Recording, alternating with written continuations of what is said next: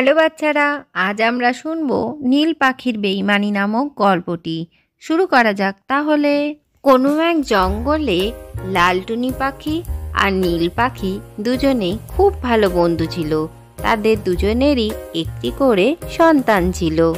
লালটুনি পাখির সন্তানের নাম ছিল পিন্টু আর নীলটুনি পাখির সন্তানের নাম ছিল চিন্টু। লালটুনি পাখি আর নীল পাখি দুজনে একসাথে কখনোই খাবারের সন্ধানে বার হতো না। একে অপরের সন্তানকে তারা দেখাশোনা করত। একদিন নীলটুনি পাখি কিছু খাবার নিয়ে এসে লালটুনি পাখির কাছে রাখে। পরদিনই লালটুনি পাখি তার বাচ্চাকে নিয়ে নীলটুনি পাখির বাড়িতে চলে আসে। আরে টুনি, আজকে তুমি পিন্টুকে নিয়ে এখানে কি করছো? আরে তুমি ভুলে গেলে আজ তো আমার খাবার আনতে যাওয়ার পালা, তাই পিন্টুকে তোমার কাছে রেখে গেলাম। ঠিক আছে, তুমি কোনোই চিন্তা করো না, পিন্টু আমার কাছে খুব ভালো থাকবে। এই বলে লালটুনি পাখি খাবারের সন্ধানে বেরিয়ে পড়ে। আরে আমি তো জঙ্গলের অনেক ভেতরে চলে এসেছি। নীল পাখি যে বলল এখানে খাবার পাওয়া যাবে, কোথায়?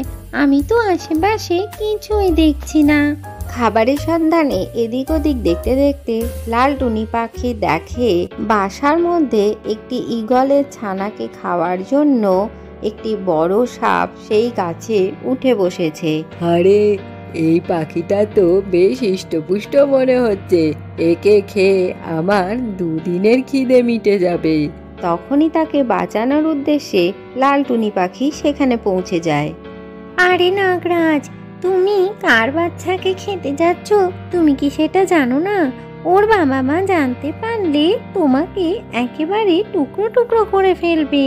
হ্যাঁ হ্যাঁ, জানি, কিন্তু আমি আজ দুদিন ধরে কিছুই খাইনি, তাই আমাকে ওকে খেতেই হবে। তুমি ওকে ছেড়ে দাও, গাছের নিচে দেখো একটা ডিম পড়ে রয়েছে, ওটা ফেটে গেছে, তুমি এখন গিয়ে ওটাই খেয়ে নাও।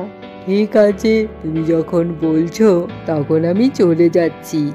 এই কথা বলে নাগরাজ সেখান থেকে চলে যায়।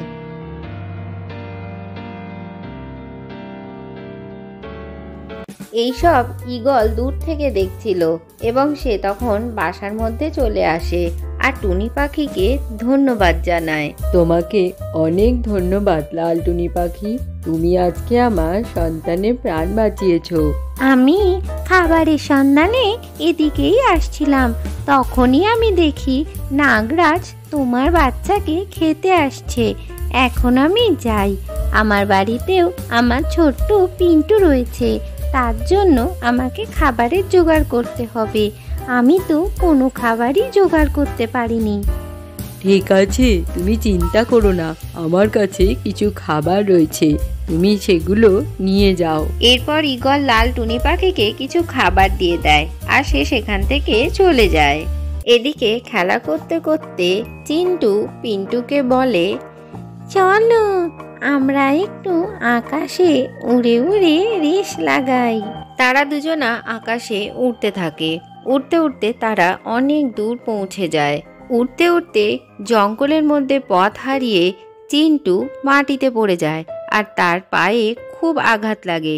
সেখান দিয়ে রক্তও পড়তে থাকে, কিন্তু পিন্টু তাকে কোনোভাবেই খুঁজে পায় না। আন্টি, আমরা তো রেস লাগিয়েছিলাম, কিন্তু আমি চিন্টুকে কোথাওই খুঁজে পাইনি, ও কোথায় চলে গেল? সে কি পিন্টু, তোমার সাথেই তো চিন্টু গেছিল, তুমি ওকে কোথায় হারিয়ে দিয়ে এলে? এই কথা শুনে নীল পাখি খুবই রেগে যায় এবং পিন্টুর ক্ষতি করার চেষ্টা করে। সে পিন্টুকে বলে, চলো পিন্টু, তোমাকে আমি আইসক্রিম খাইয়ে নিয়ে আসি, আমার সাথে চলো। এই বলে নীলটুনি পাখি পিন্টুকে সঙ্গে করে নিয়ে গিয়ে একটি গাছের ওপরে বসায়, যেখান থেকে ঈগলদের এলাকা শুরু হয়ে যায়। পিন্টু, তুমি এখানেই বসো, আমি তোমার জন্য এক্ষুনি আইসক্রিম নিয়ে আসছি। এরপর নীল পাখি সেখান থেকে চলে যায়। এরপর নীল পাখি উড়তে উড়তে ঈগলের কাছে পৌঁছে যায় আর সেখানে গিয়ে বলে, আরে ঈগল, তুমি ওই গাছে পৌঁছে যাও। ওই গাছে তোমার জন্য দারুণ খাবার অপেক্ষা করছে। ও ঠিক আছে, তুমি আমার জন্য খাবারের সন্ধান করে দিয়েছো। এই নাও, তার বদলে তুমি কিছু দানা নিয়ে যাও। আরে তুই কে? এখানে কি করছিস? আমার নাম পিন্টু। আমাকে আমার আন্টি আইসক্রিম খাওয়াবে বলে এখানে এনেছিল, কিন্তু আন্টি কোথায় আমি কিছুই জানি না। পিন্টু নামটা তো খুবই চেনা চেনা লাগছে। তুই কি লাল টুনি পাখির ছেলে? হ্যাঁ হ্যাঁ ঈগল আঙ্কেল, আমি লাল টুনি পাখিরই ছেলে। এরপর ঈগল পিন্টুকে তার বাসায় নিয়ে আসে এবং সেখানে এসে দেখে চিন্টুও সেখানে রয়েছে আর সে সুস্থ অবস্থাতেই রয়েছে। এরপর পিন্টু এসে বাড়িতে সমস্ত কথা জানালে নীল পাখি খুবই দুঃখিত হয়। সে নিজের কর্মের জন্য তাদের কাছে ক্ষমাও চায়। আজকের গল্পটি থেকে কি শিখলে বাচ্চারা? কখনোই অন্যের ক্ষতি করতে নেই। ভিডিওটি ভালো লাগলে চ্যানেলটিকে লাইক ও শেয়ার করে সাবস্ক্রাইব করে দিও।